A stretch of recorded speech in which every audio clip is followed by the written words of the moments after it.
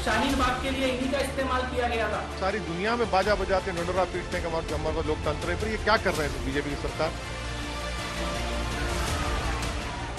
जिहाद के रूप में सारे देश में रामनवमी पर पत्थर फेंके गए, तो मैं मान सकता हूँ ये पत्थर जिहाद है। पूरे देश में नफरत फैलाना, दंगे कराना, गुंडों को संरक्षण देना, गुंडों अपराधियों को सम्मानित करना, यही काम बन गया भारतीय जनता पार्टी।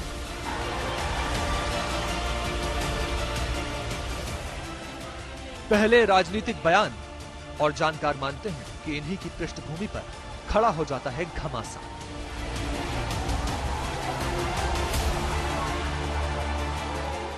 अपने अपने राजनीतिक हितों को अलग अलग संप्रदायों से जोड़कर उन्हें वोट बैंक मानकर चलने वाले दलों ने समाज को इतना जहरीला बना दिया है कि दो समुदायों के बीच पहले से बनी खाई और गहरी होती जा रही है।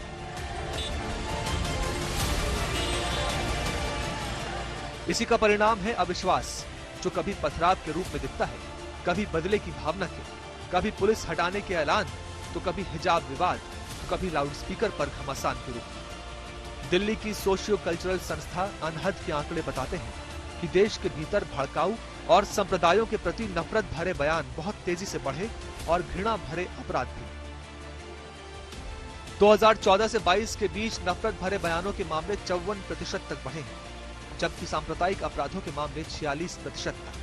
बीते 8 साल में 2017 ऐसा साल था जब सबसे अधिक केस दर्ज किए गए। आंकड़े इशारा करते हैं कि हेट स्पीच और हेट क्राइम के सभी केसों में 73.3% मुस्लिम निशाने पर रहे और 26.7% ईसाई। बयानों से बना माहौल अविश्वास पैदा करता है और हिंसा का सामान जुटाने का आधार है।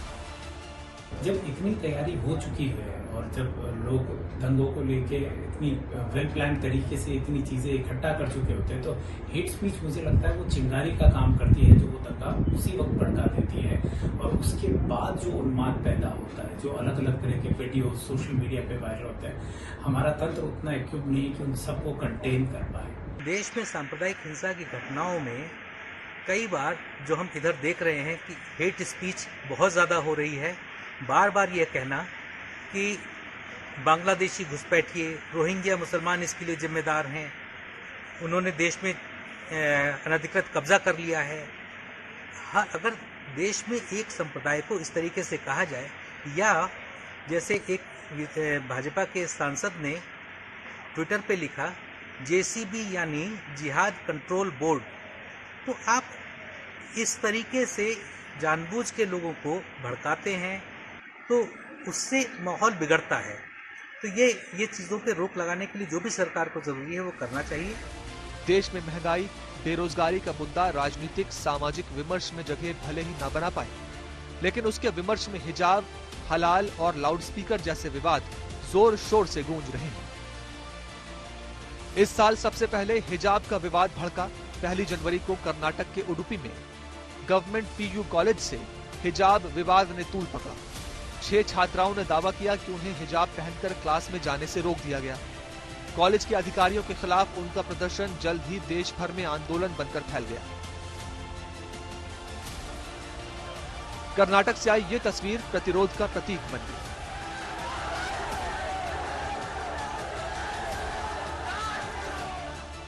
यूपी के चुनावों में भी हिजाब की छाया पड़ी। मुस्लिम महिलाओं का भाई हूं। कहां के भाई हैं आप? किधर के भाई हैं आप? दीजिए ना, ठहरिए ना सामने उन लोगों के। आप क्यों नहीं ठहरते आप उनको? तो सब ढकोसलेबाज। अच्छा, आखिरी बात, बीजेपी की रैली में आपने भी दिखाया कि बुर्खा पहनकर बैठी हुई हैं पूरी महिलाएं। अरे भैया, फिर जब क्या कर रहे थे आप? मिठाई खा रहे थे, मुंह में लड्डू फूट रहे थे आपके। नड्डा जी को आरती उतार रहे हैं, वही बुर्खा निकाब, जब बहुत अच्छा है। अरे ये क्या है? हिपोक्रेसी है ये। क्यों डबल डबल चेहरे बना? देखिए, देश की व्यवस्था संविधान से चलेगी। भारत का संविधान हर एक व्यक्ति को उसके मौलिक अधिकार के साथ साथ मौलिक कर्तव्यों का भी एहसास कराता है। और मुझे लगता है कि हमें देश के संविधान को के अनुसार व्यवस्था का संचालन करना चाहिए। शरीयत के अनुरूप चलाने का कोई भी गलत प्रयास न समुदाय के हित में है न देश के हित में। हलाल मांस का विवाद 2 अप्रैल को कर्नाटक से शुरू हुआ।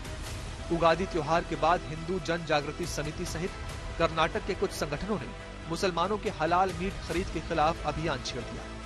राज्य के शिमोगा जिले में प्रदर्शन हिंसक हो गए। मांस की दुकान पर हमला करने और रेस्टोरेंट में एक आदमी पर हमला करने के लिए 5 लोग गिरफ्तार किए गए। हलाल मतलब क्या है? What is the meaning of हलाल? Quality certificate? Is it quality certificate? मजहब के वजह से सर्टिफाइड कर रहा है तो इकोनॉमिक जिहाद होता है। We have to study in entirety because there is nothing to do with some rules or nothing that. So it is a practice which was going on. Now serious objections have been raised regarding that. We will look into that. तीसरा विवाद loud speaker 2 अप्रैल को महाराष्ट्र से शुरू हुआ और 23 अप्रैल को शिवसेना बनाम अमरावती से निर्दलीय सांसद नवनीत राणा तक पहुंच गया। नवनीत राणा और उनके विधायक पति रवि राणा ने उद्धव ठाकरे के घर पर हनुमान चालीसा पढ़ने का ऐलान किया, लेकिन उनकी ये शपथ पूरी नहीं हो पाई तो नवनीत राणा के घर के बाहर शिव सैनिक पटाखे चलाने लगे।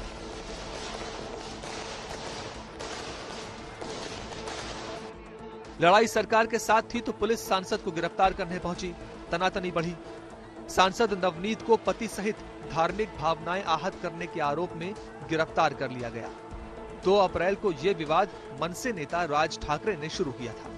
महाराष्ट्रातल्या सगळ्या मशिदींवरच्या मौलवींशी तुम्ही त्यांना बोलवून घ्या, त्यांना सांगा सर्व मशिदींवरचे लाऊडस्पीकर हे उतरले गेले पाहिजेत, खाली आले पाहिजेत।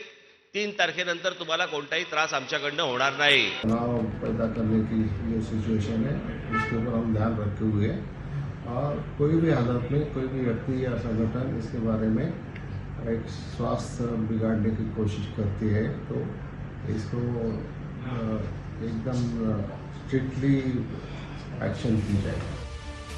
राज ठाकरे के इस अभियान ने ऐसी गति पकड़ी कि देश के कई शहरों में लाउड स्पीकर विवाद बन गया।